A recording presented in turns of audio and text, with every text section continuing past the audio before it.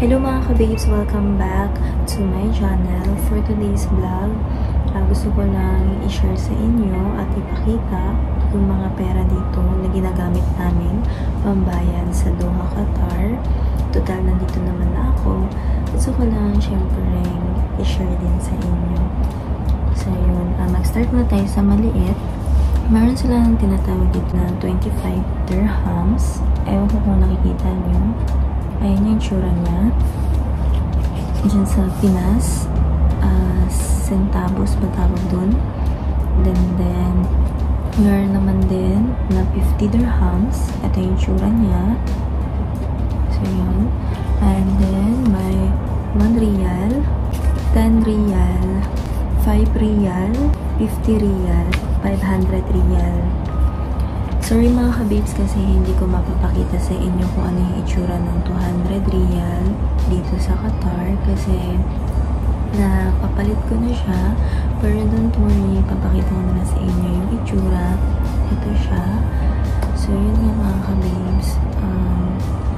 Nagtanong ako sa mga ka-workmate ko kung magkano na yung palitan dito sa Ooredoo Money. Application lang siya sa cellphone. And then, ang tinanong ko, ang sabi, 15.48. So, depende pa siya. Minsan, pag mataas yung dollar dyan sa Pinas, tumataas nito ng 16 yung palitan namin. Ng Qatar Riyals to Philippine Peso. So, yun. Example, sa 1 riyal, ita-times mo siya ng 15.48. So, sa isang 1 riyal, pagka ipinadala ko sa Pinas, for example, ang total niya is nasa 15.48 pesos. So, diba, malaking bagay. Alam niyo ba mga kabibs, sa halagang 1 riyal, makakabili ka na dito sa Qatar ng biskuit.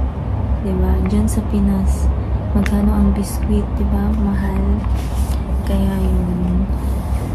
So, convert natin ha ng Qatar Riyal dito sa Philippine Peso. Yung palitan.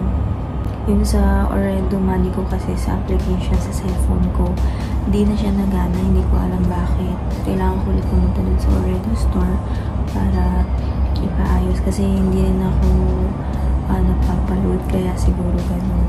Times natin yung 10 riyal times 15.48, nasa 154.80 pesos na dyan sa Pinas. Diba ang laking bagay na 50 times 15.48, 774 pesos. 500 times 15.48, nasa 7,740 pesos. Kapag sa 200 naman, times 15.48, nasa 3,096. Diba? Sobrang laking ng difference. So, yun lang mga ka-babes. Thank you for watching. I hope na may natutunan kayo.